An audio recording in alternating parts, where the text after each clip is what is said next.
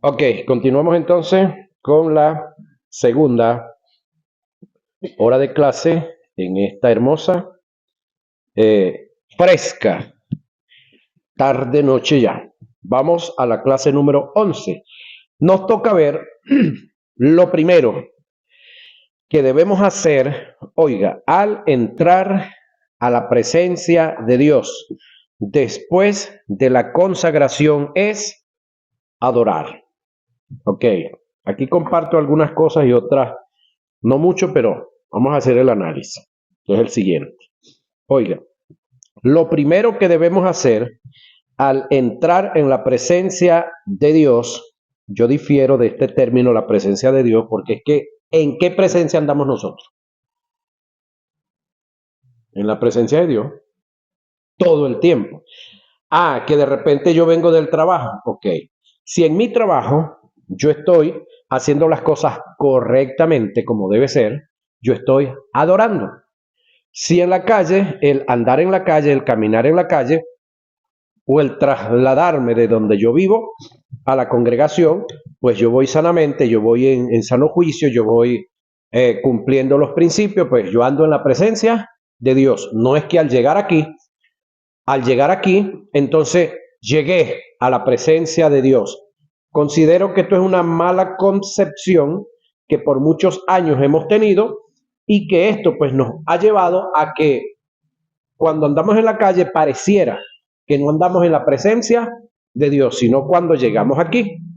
Sin embargo, esto se escribe así, pero es bueno discutirlo para que razonemos sobre esto. Ahora,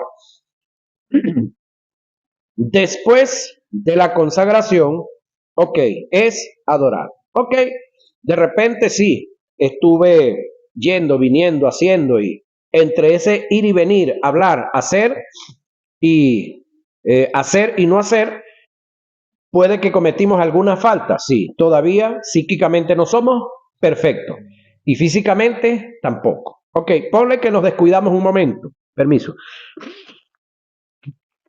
Entonces cabe la palabra acá, me disculpan esta pequeña alergia, no es gripe, es alergia y el frío creo que y la tierra la están acompañando, pero desde ayer ando así, pero ya superándolo. Ok, entonces después de consagrarnos es adorar. Ok, ¿qué es lo que yo entiendo que quiere decir el que escribe? Bueno, que si yo ando en cualquier andanza y llega un momento en el cual voy a hacer una reunión familiar o un culto, algo así por el estilo, lo primero que yo debo de hacer es confesar cualquier falta que yo haya cometido. Si las he cometido, si estoy claro que las he cometido, o incluso pudiéramos hacer como David, que en una ocasión en sus oraciones le dijo al Señor que le librara de los pecados que él había cometido, pero que él no se había dado cuenta. Puede que llegue a pasar eso con nosotros, porque el detalle está que nosotros ponernos a pedirle perdón a Dios por pecados que nosotros estamos claros que no los hemos hecho, tampoco es lógico, tampoco es correcto. Debemos estar claros de lo que somos, de lo que vivimos y lo que estamos haciendo. Ok. Lo segundo es adorar, o en este caso, seguir adorando.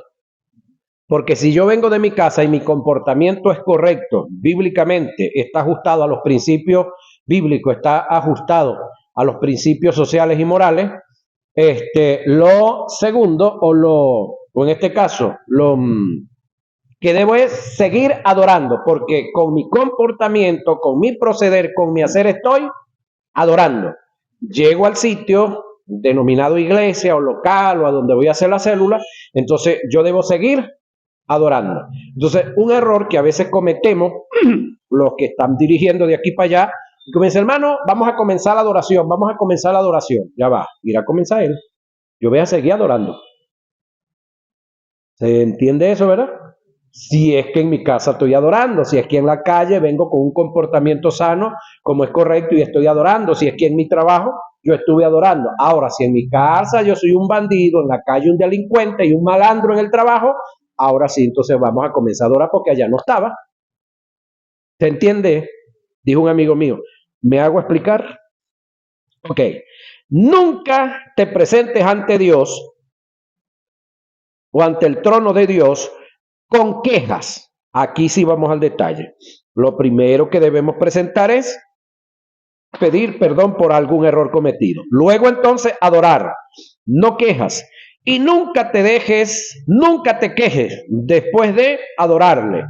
Ante la presencia, oiga, de un Dios omnipotente, que no hay más, no hay lugar para las quejas. Aquí sí entramos en lo claro, que ante la presencia de Dios nos presentamos, correcto. Lo primero, pedir perdón y luego es adorar. Nada de quejarnos. Y de última, pedir por nosotros. Antes de pedir por nosotros, debemos de pedir por los otros, por los demás. ¿Sí? Y de última, en este caso, por nosotros. Quejarse es negar su omnipotencia, que está a favor de nosotros. Te doy un consejo como maestro: cuando estés pasando por momentos difíciles y no entiendas la situación o la causa de ello, haz silencio. Es lo mejor que se puede hacer. Nunca cuestiones a Dios, ni dudes de su integridad, ni de su favor. Solo adora. Aunque no entiendas nada, Job lo hizo y le trajo buenos resultados. Job 1, 20 y el 22. Ahora,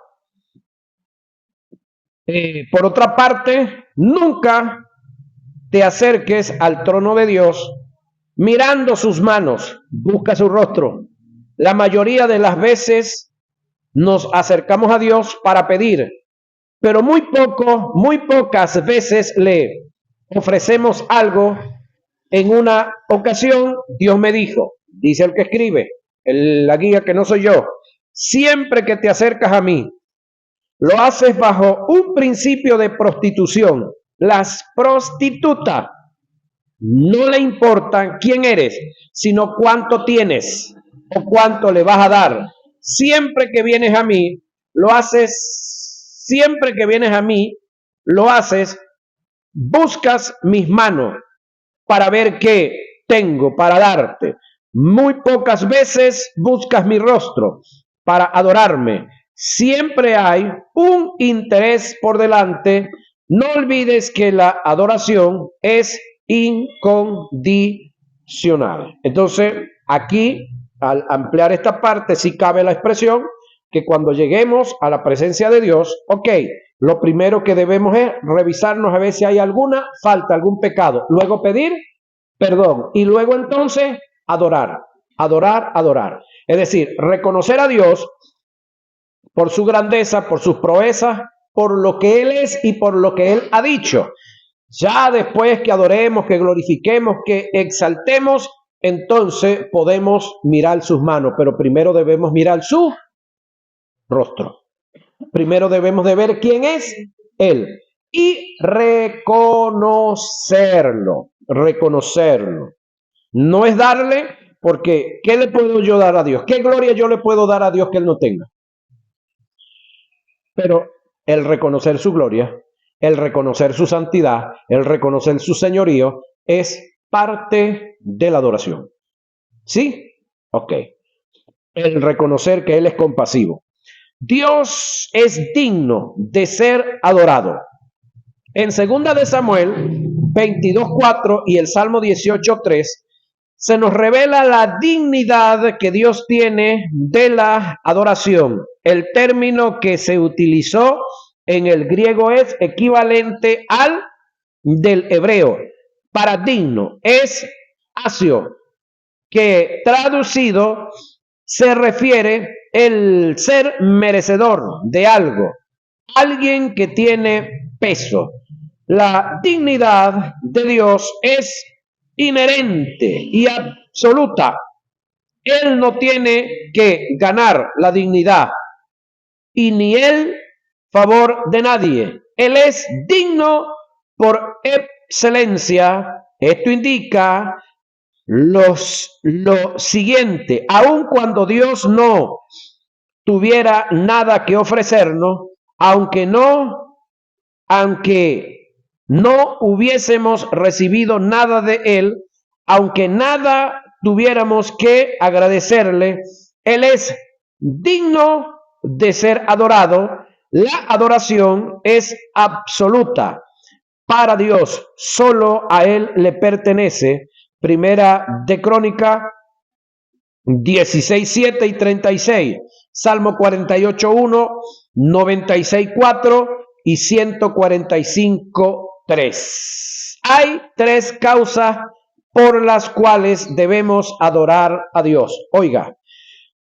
por lo que Él es, tiene que ver con su naturaleza. Cuando hablamos de su naturaleza, pues tenemos entre ellas 9 manifestaciones denominadas el fruto del Espíritu. Entonces, conociendo esas 9 manifestaciones, podemos usarlas para adorar. ¿Cómo sería? Ok, Señor, gracias porque tu amor es inmensurable, porque tu grandeza nadie la pasa. Ese amor tuyo es el que me ha hecho ser lo que soy. ¿Cuál es el segundo fruto? El gozo del Señor, mi fortaleza es. Entonces, el gozo del Señor, pregunto, ¿usted cree que Dios no se goza de ver que usted le rinda a Él y que cuando se acerca a Él, se acerca por lo que Él es, no por lo que Él tiene que le puede dar? ¿Cree usted que no hay gozo en Dios? Escúcheme, no hay nada que Dios te pida a ti, que tú lo seas, que tú lo manifiestes, que se manifieste en ti, que Él no lo tenga. De eso debes de convencer. Cuando Dios dijo, sé santo, luego dijo, porque yo no lo soy. Ok. Cuando Dios dice su palabra que sin fe es imposible agradar a Dios, es porque Él no tiene fe o Él no es fe. Ajá. Entonces, cuando Él expone de manera impositiva que en nosotros se debe manifestar el fruto del Espíritu, es porque Él no lo tiene.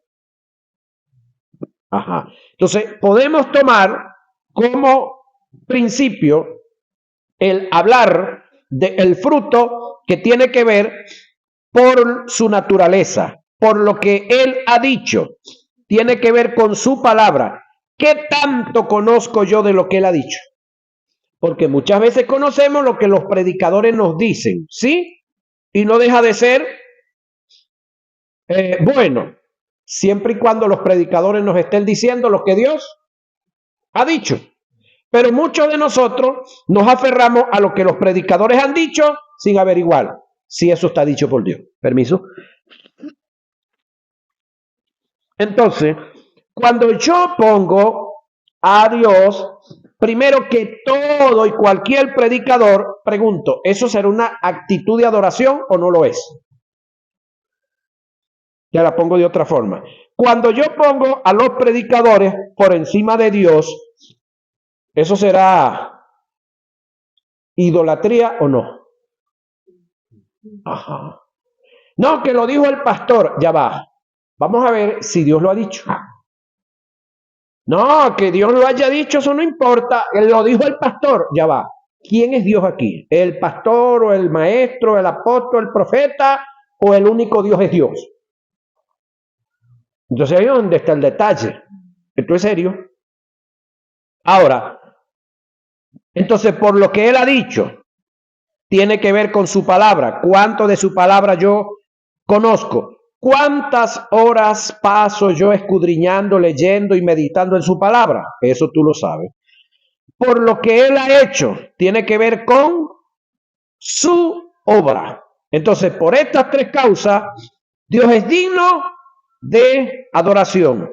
Por lo que Él es, por lo que Él ha dicho y por lo que Él ha hecho.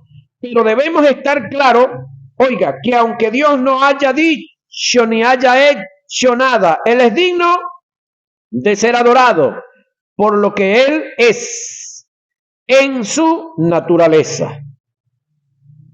Fíjate que en el caso de Dios, el escritor a los hebreos lo presenta como el Dios vivo. El término el Dios vivo es porque no hay otro Dios vivo. ¿Sí? Hay otros que son presentados como dioses, aparte de que son presentados o escritos con D minúscula, sencillamente todos los que han ostentado ese título, que han tenido vida natural, todos han muerto y ninguno ha resucitado. ¿Sí? De ellos hay uno solo que murió y resucitó. Se llama Jesús. ¿Sí? El Dios encarnado. Ahora,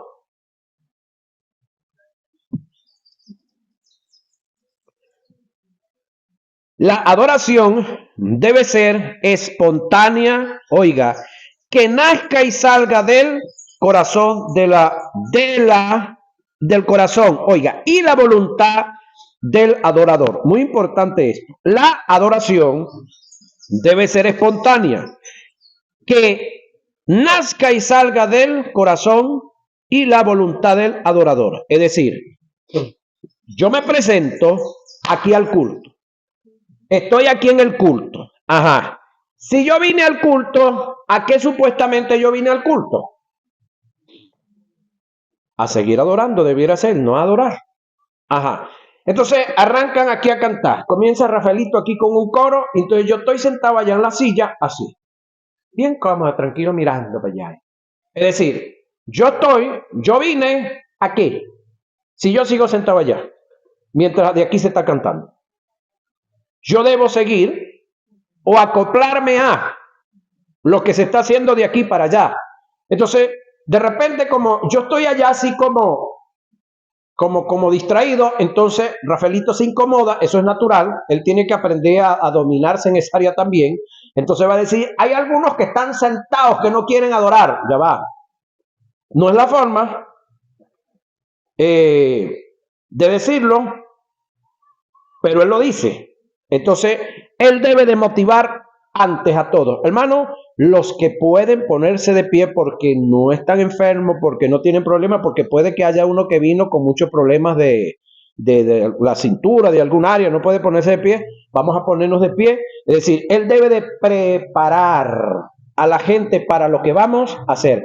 Si la canción es nueva, Rafaelito, tú debes de primero tararearla con la gente para que la gente se aprenda la canción y la cante contigo, porque el objetivo no es que tú te robes el show aquí. El objetivo no es que tú cantes y los de allá no canten. Pero si tú no los preparas a cantar, ¿cómo vamos a hacer?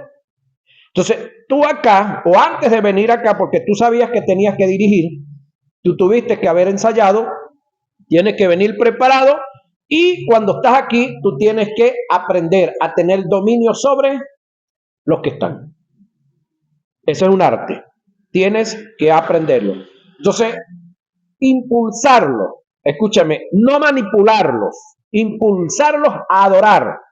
No intimidarlos. Que los que no canten, que los que no baten las manos, que los que no brinquen no van para el cielo.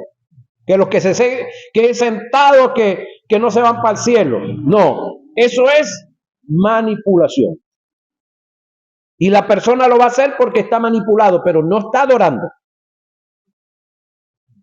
Pero el que está aquí tiene que buscar la fórmula, la gracia, para motivar a todos a la adoración. Ahora, el que vino y se sentó allá abajo debe tener conciencia que si él vino aquí, vino a hacer lo que aquí se está haciendo durante lo que se esté haciendo. Porque la otra ilógica, la otra no lógica es que de repente está aquí Rafaelito cantando muy bueno, reventándose, y yo estoy allá leyendo la Biblia. Muy bueno. Ajá, ¿por qué cuando yo termino de leer la Biblia, por qué cuando Rafaelito termina de cantar aquí, que de repente él va a leer la palabra, no me pongo yo a cantar ya? Eso es lo que falta. Ahora, la mayoría, escúcheme, de los que se sientan a leer la Biblia ya, es porque en su casa no la leen. Y vienen a aparentar aquí a pantalla que leen Biblia. Esa es otra. Al menos que sea el predicador que esté repasando la predicación. Al menos.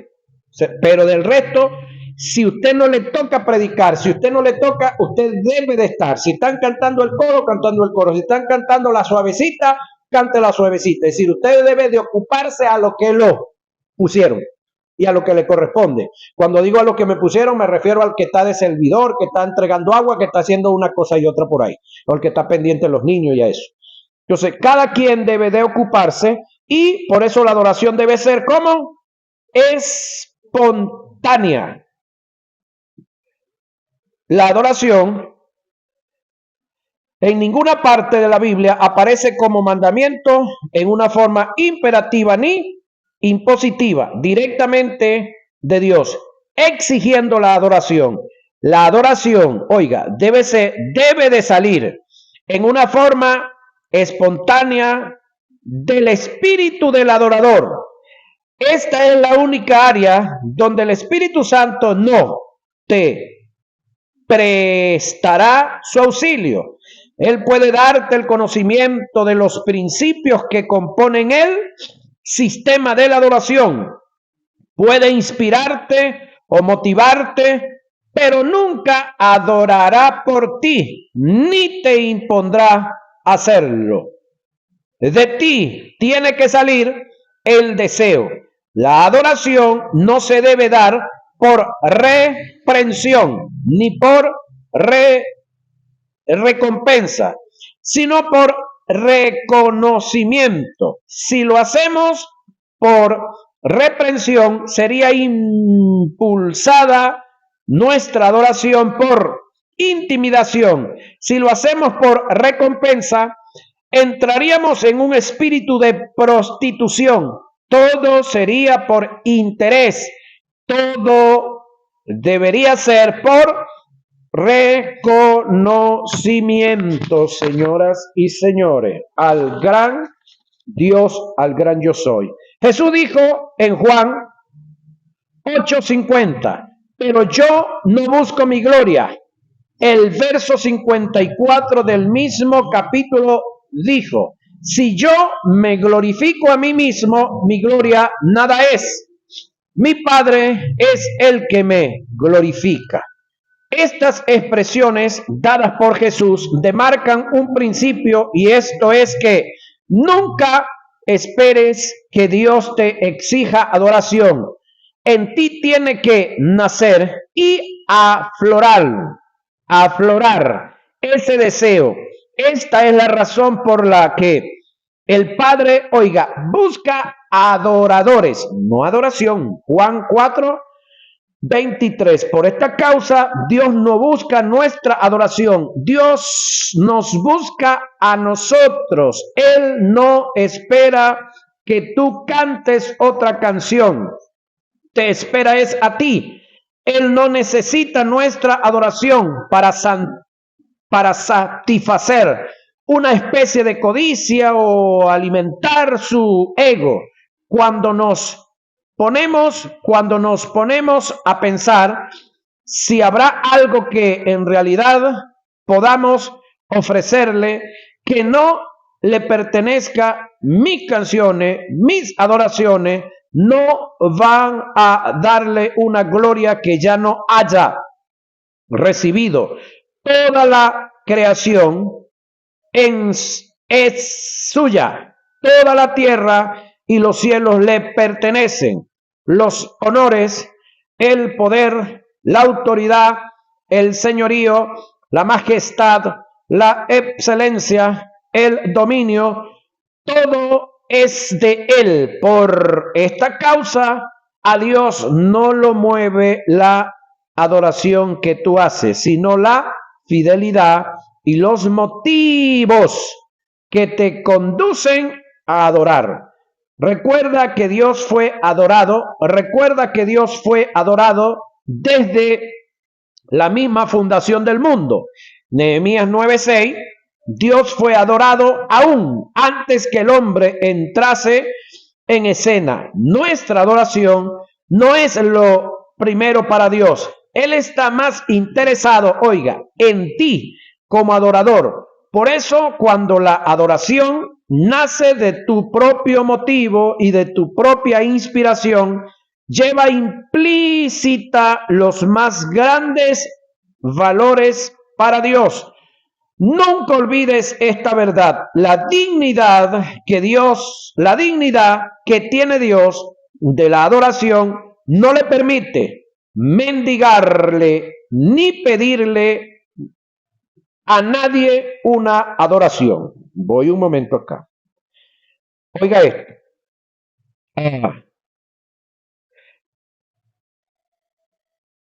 Nunca olvides esta verdad. La dignidad que tiene Dios de la adoración no le permiten mendigar ni pedirle a nadie una adoración. Importante esto. Los que dirigen un culto. He visto con tristeza mucha gente que están dirigiendo y comienzan a decir, hermano, el Espíritu Santo me dice que les diga a ustedes que adoran a Dios, que adoran a Dios, que adoran a Dios. Nunca lo ha pedido. Y si nunca lo ha pedido, en los 66 libros que tenemos nosotros, más los otros 7 que tiene la otra Biblia, más los otros que tiene la que usan los negritos por allá que tiene 90 libros, si nunca lo ha pedido, ¿por qué lo va a hacer ahorita? La dignidad que él tiene no le permite estar pidiendo o mendigando adoración. ¿Por qué se hace eso? Porque el que está aquí está emocionado y porque no tiene estos conocimientos bíblicos. Entonces, cuando usted tenga estos conocimientos bíblicos, usted si está dirigiendo, usted sencillamente va a tratar, sí, por todos los medios de dirigir, motivar el pueblo a la adoración, pero usted es el primero que se va a esmerar. Y si los demás no quieren hacerlo, pues sencillamente usted lo hace y punto. Porque usted vino por usted no vino por más nadie. Y usted un día, y yo también, y todos un día vamos a dar cuenta unipersonalmente, cada uno por nosotros mismos. Nadie, ninguno de nosotros va a dar cuenta por otros. Entonces, si estamos en un culto y vemos la gente o vemos algunas personas dentro del grupo que no se proponen, que no están conectados con lo que es la adoración, es porque andan almáticamente. Los que de verdad se dedican, se ponen a adorar, es porque están dejando que el espíritu de ellos fluya en esa adoración y porque están conscientes de que si están ahí, ¿a qué vinieron? A adorar. Entonces, ¿qué debemos de hacer? Adorar. Ahora, el único que pide y busca adoración, oiga, es aquel que por indignidad sabe que no le pertenece. Y esto fue lo que hizo Satanás. Por esta causa, no esperes que Dios te pida que le adores. De ti debe salir la adoración. Ahora, ¿quién fue el único que pidió adoración? Si postrado me adorares. Todo esto te daré si postrado me adorares. Ahora, ¿se parece Dios al diablo? Y entonces, ¿por qué los comparamos? Me refiero a los que dirigen. Yo sé que muchos que no están aquí y muchos que no pertenecen a esta escuela van a escuchar este material. Entonces, ¿por qué cuando yo estoy dirigiendo y yo me pongo a decir que supuestamente el Espíritu Santo me dice a mí que le diga a usted que adora a Dios, entonces usted está diciendo que Dios está mendigando adoración y usted está comparando a Dios con el diablo? Mendigándole una adoración a Jesús. Entonces ahí hay que tener cuidado, Católico. Ahí hay que ser cuidadoso. El que quiere adorar, adore. Y el que no quiere, ese es su problema. No adore nada. Ahora, Hechos registra que Dios hizo el mundo y todas las cosas que en él hay. Siendo Señor del cielo y de la tierra, oiga, no habita en templos hechos por manos de hombre, ni es honrado por manos de hombre, como si necesitare, aquí está el detalle, como si necesitare de algo, pues Él es quien da vida a todo y aliento a todas las cosas. Hechos 17, 24 al 25. Entonces, el detalle está, ¿Dios necesita de mi adoración? No, el que necesito adorar soy yo.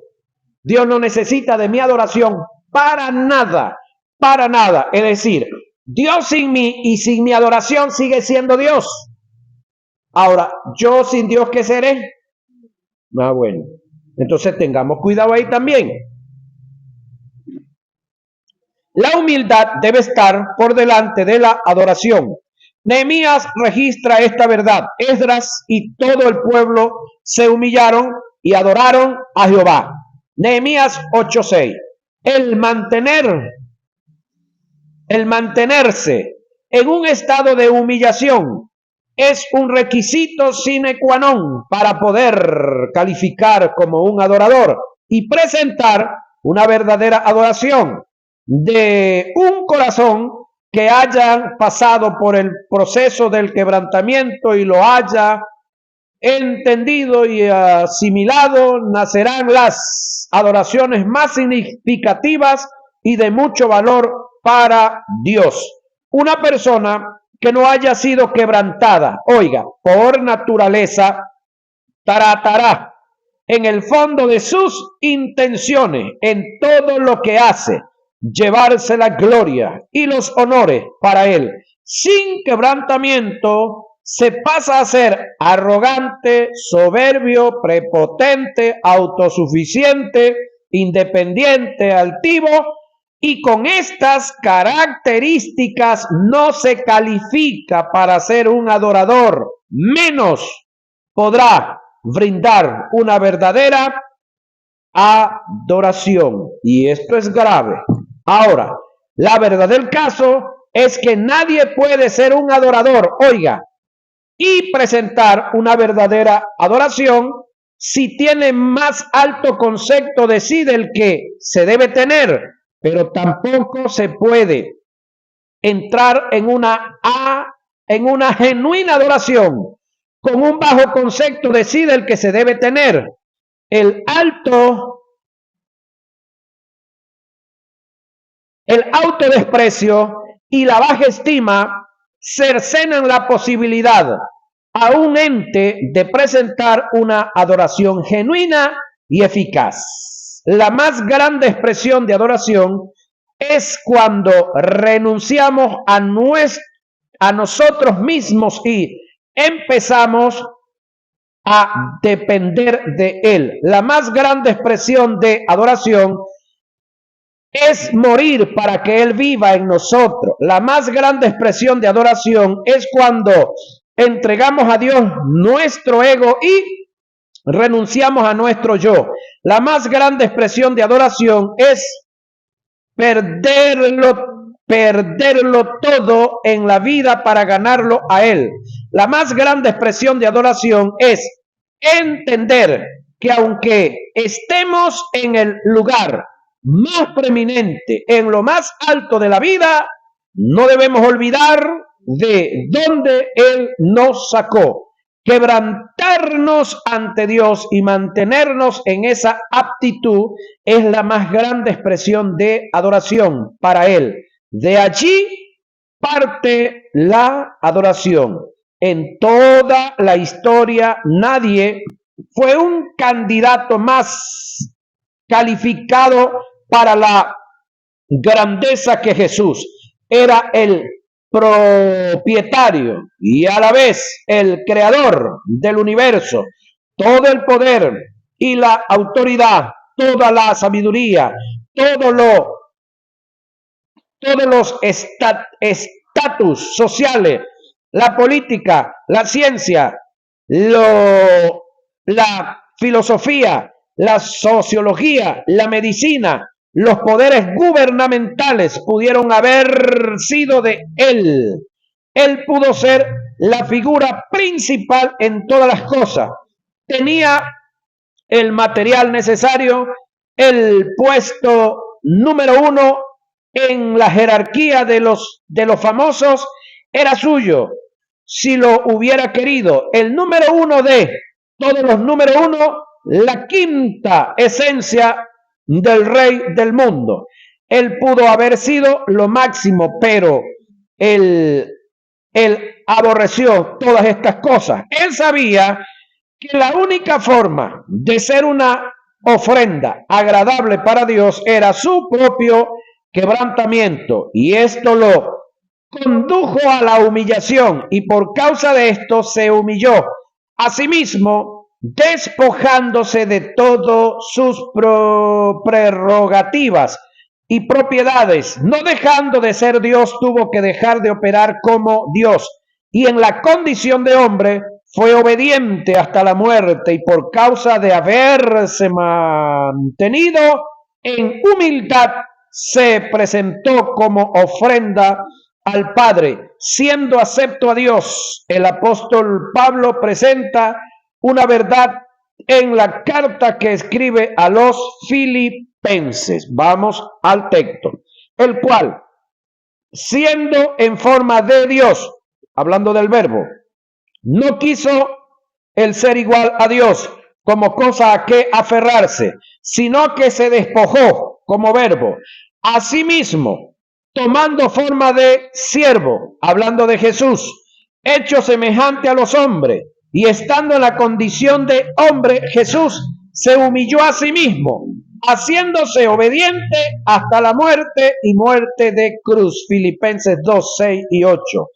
Este es el mismo sentir que debemos tener como adoradores si quisiéramos calificar para presentar una verdadera adoración.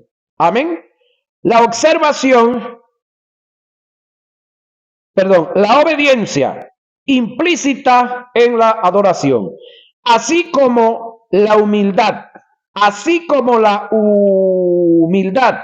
es producto del quebrantamiento, la obediencia es producto de la humildad. En Filipenses 2:8 se nos dice, que la obediencia forma parte del sistema de la adoración. Como principio, quien no haya aprendido lo que encierra el sistema de la obediencia y no haya hecho de ella un estilo de vida, nunca podrá calificar como verdadero adorador. El contraste de la obediencia es la rebeldía y jamás los que se rebelan honrarán a Dios. Permiso.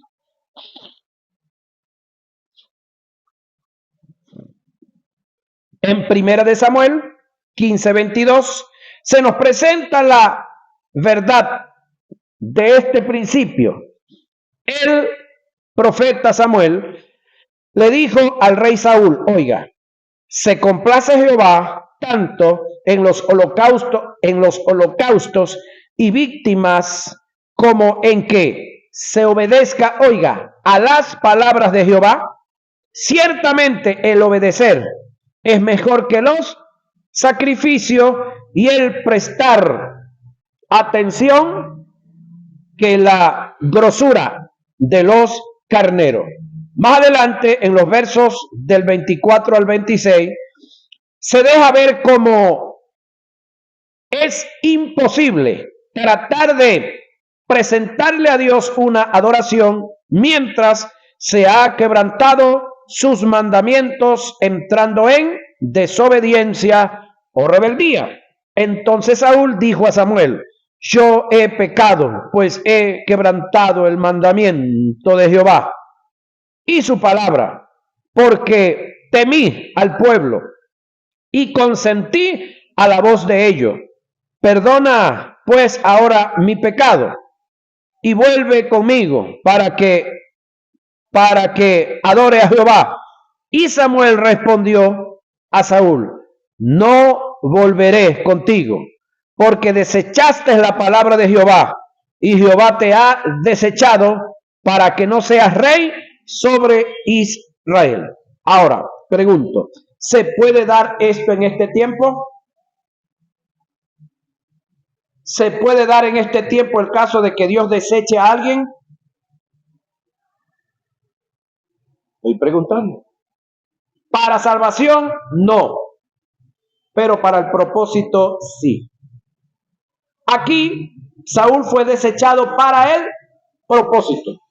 ¿Cuál era el propósito? Reinar sobre Israel, dirigir a Israel, llevar a cabo las batallas y las grandes victorias que Dios tenía preparadas para Israel, pero por causa de el pecado de este hombre, Dios lo desechó para el propósito.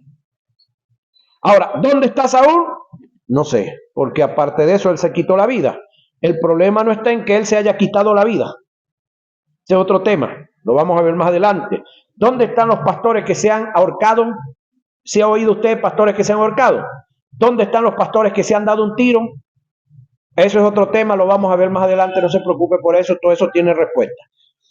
Ahora, ¿dónde están los que de otra manera se han quitado la vida, se han suicidado?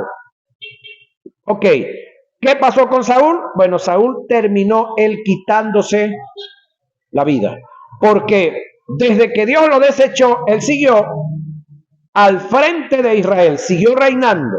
Es más, David es ungido como rey y David tuvo que esperar 18 años para poder ascender al trono. ¿Dónde anduvo David?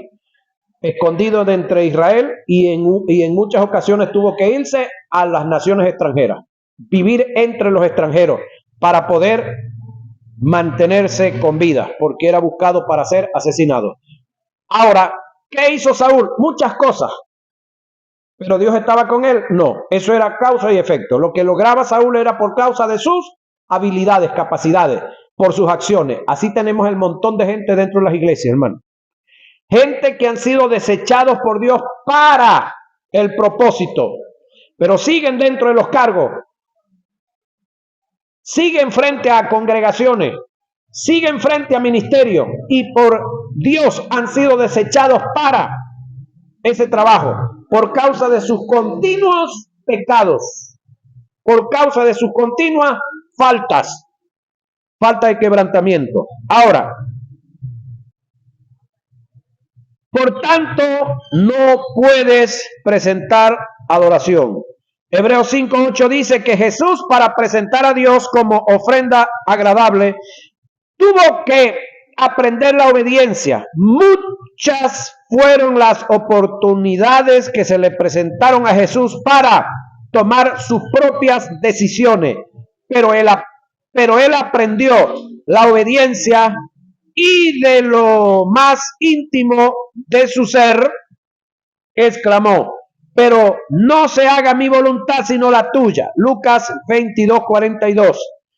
La base fundamental de la adoración es la obediencia. Satanás dejó de ser un adorador, oiga, cuando se rebeló Coré, perteneciente a la tribu de Leví, encargada del servicio en el tabernáculo, perdió sus privilegios a causa de su rebelión y no perteneció más del santuario o al santuario. Eso está en Número 16, 7 y 11. Coré, Datán y Abirán y toda su gente que se levantaron en esa ocasión, si puedo decírselo claro sin temor a equivocarme, son los únicos seres que han descendido en cuerpo y alma vivos al infierno. Son los únicos seres que registra la Biblia y hasta donde conocemos la historia, que la tierra se haya abierto su boca para tragárselos.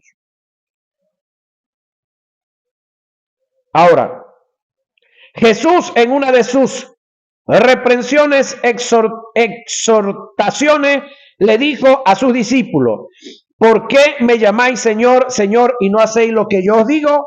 Lucas 6:46.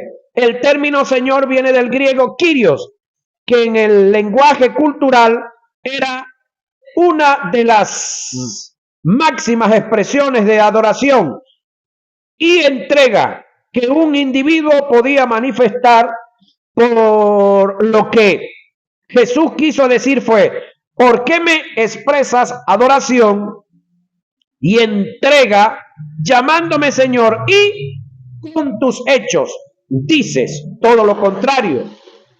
Este es el sentido que le dio Jesús al hacer referencia a lo que el rey David escribe acerca del Cristo cuando dijo: entonces él les dijo, ¿cómo dice que el Cristo es hijo de David? Pues el mismo David dice en el libro de los Salmos, dijo el Señor a mi Señor, siéntate a mi diestra hasta que ponga tus enemigos por estrado de tus pies.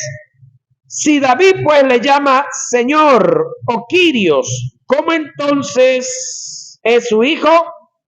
El decir Señor es la máxima y la más fuerte expresión de adoración cuando va acompañada con hechos, porque un señor en el contexto cultural es aquel que gobierna y dirige aún las más grandes vicisitudes de la vida. Jamás se pueden ministrar en adoración, ni si hay un área en tu vida que Dios deja de gobernar. Jesús, conociendo esta verdad y cumpliendo con estos principios, pudo usar el término Señor como expresión de adoración. En aquel tiempo, respondiendo Jesús dijo, te alabo Padre, Señor del cielo y de la tierra. Mateo 11:25. Como a quien se dirigió, como al Señor del cielo y de la tierra. Permiso. Es decir, Jesús con todo y que venía de Dios, hijo de Dios, y era Dios también, se dirigió a Dios como Señor del cielo y de la tierra. Por esta causa, estas tres grandes virtudes, el quebrantamiento, la humildad y la obediencia, aunado a la sumisión y a la sujeción, son factores y principios inalterables para la adoración. Cabe destacar que estos principios son dependientes el uno del otro. La obediencia es producto del quebrantamiento. En medio de estos dos está la humildad. Resumida cuenta, la adoración está en total dependencia y en proporción directa con todo lo que tenga que ver con la autoridad. El no reconocer, el sistema de lo que tiene que ver con la autoridad y someterse a ello es quebrantar uno de los más grandes principios de adoración, señoras y señores. Entonces, todo esto es indispensable